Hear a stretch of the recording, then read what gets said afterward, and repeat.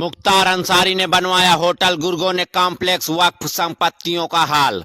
UP सरकार के आदेश पर राज्य में वक्फ बोर्ड की संपत्तियों की जांच चल रही। आज तक की टीम ने भी बाराबंकी और गाजीपुर में वक्फ बोर्ड की संपत्तियों का हाल जाना और इन संपत्तियों पर कब्जा करके मकान बनाए जा रहे हैं। बाहुबली नेता मुख्तार अंसारी ने भी कब्रिस्तान की जमीन पर होटल बनाया था, बाद में होटल गिरा दिया गया। आपको बता दें कि उत्तर प्रदेश में योगी आदित्यनाथ के नेतृत्व वाली सरकार ने 33 साल पुराने आदेश को रद्द करते हुए वक्फ बोर्ड की संपत्तियों का सर्वे करने के आदेश दिए हैं और सरकार ने निर्देश दिए हैं कि वक्फ बोर्ड की संपत्तियों का सर्वे कर इन्हें 1 महीने के भीतर राजस्व रिकॉर्ड में दर्ज किया जाए और सूबे के सभी 75 जिलों में जितनी भी जमीन वक्फ की है उन्हें वक्फ के नाम से रिकॉर्ड में दर्ज किया जाएगा। वक्फ की जो भी जमीन हड़पी गई है या फिर उन पर अवैध निर्माण किया गया है उसका भी सर्वे किया जा रहा। सरकार की इस घोषणा की पड़ताल के लिए आज तक की टीम भी गाजीपुर और बाराबंकी पहुंची। गाजीपुर में चौंकाने वाले तथ्य सामने आए। बांदा जेल में बंद बाहुबली नेता मुख्तार अंसारी ने गाजीपुर शहर के बीचों बीच कब्रिस्तान की जमीन पर कब्जा कर आलीशान होटल बनवा दिया था और अंसारी के इस होटल का नाम गजल था और यह जमीन वक्फ बोर्ड की थी। अंसारी ने गजल होटल के नीचे एक हिस्सा प्राइवेट बैंक को दिया था, वहीं दूसरे हिस्से में कुछ दुकानें भी बनवाई गई थी और 25 जून 2020 को सदर एसडीएम प्रभास कुमार ने गजल होटल के जमीन की पैमाइश कराई। जांच में होटल को लेकर कई अनियमितताएं सामने आईं और होटल की जमीन की खरीदी बिक्री में भी गड़बड़ी पाई गई। होटल के नक्शे को एसडीएम ने निरस्त कर दिया और बाद में निर्माण और रजिस्ट्री में फर्जीवाड़े के आधार पर प्रशासन ने यह होटल गिरा दिया। और गजल होटल को लेकर स्थानीय लोगों ने आज तक से कहा कि मुख्तार का बुरा वक्त तभी शुरू हो गया था जब उसने अल्लाह की जमीन पर होटल बनवाया था।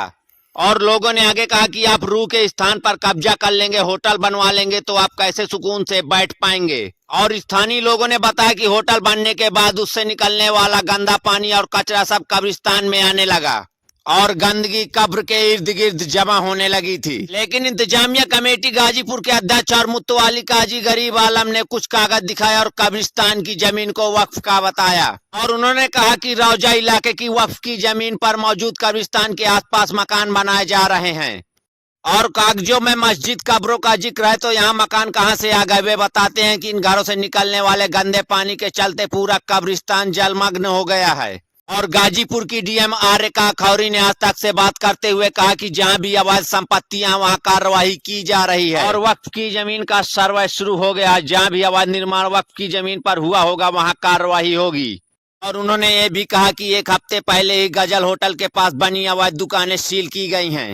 लेकिन वहीं बाराबंकी में और भी चौंकाने वाले नजारे देखने को मिले हैं। बाराबंकी के नेशनल हाईवे के पास शहरी इलाके में वक्फ की 12 बीघा यानी लगभग 3 लाख स्क्वायर फीट जमीन है, लेकिन यहाँ सिर्फ दुकानें ही नजर आई। वक्फ की कुछ जमीन पर मुख्तार अंसारी के गुर्गों ने कब्जा कर लिया था और इस जमीन पर कॉम्प्लेक्स बनाया जा रहा है। और वक्फ के मुतवल्ली नवाब अहमद अली खान ने जमीन की ओर इशारा करते हुए कहा कि यह सारी जमीन वक्फ की है और यहाँ सिर्फ दुकानें हैं। इन्होंने पेपर दिखाते हुए कहा कि कॉम्प्लेक्स मुख्तार अंसारी के गुर्गों का। यह बात सबको मालूम थी, लेकिन इसका निर्माण नहीं रोका गया।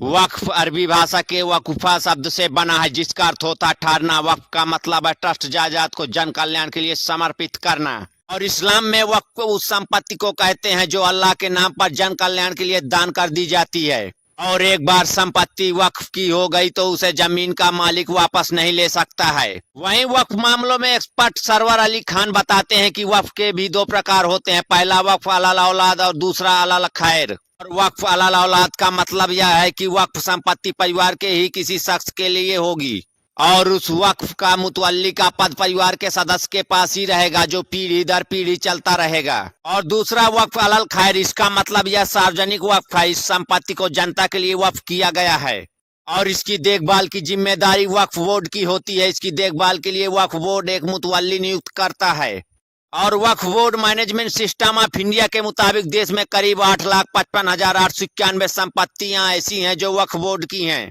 और देश भर में 32 वक्फ बोर्ड है। सेना और रेलवे के बाद देश में संपत्ति के मामले में वक्फ बोर्ड तीसरा सबसे बड़ा भूमि मालिक है। वहीं उत्तर प्रदेश में सबसे ज्यादा वक्फ संपत्तियां हैं। यूपी में सुन्नी वक्फ बोर्ड के पास कुल 2,10,239 संपत्तियां हैं, जबकि शिया वक्फ बोर्ड के पास 15,386 संपत्तियां हैं। यूपी और बिहार में शिया सुन्नी की अलग अलग संपत्तियां और बोर्ड हैं।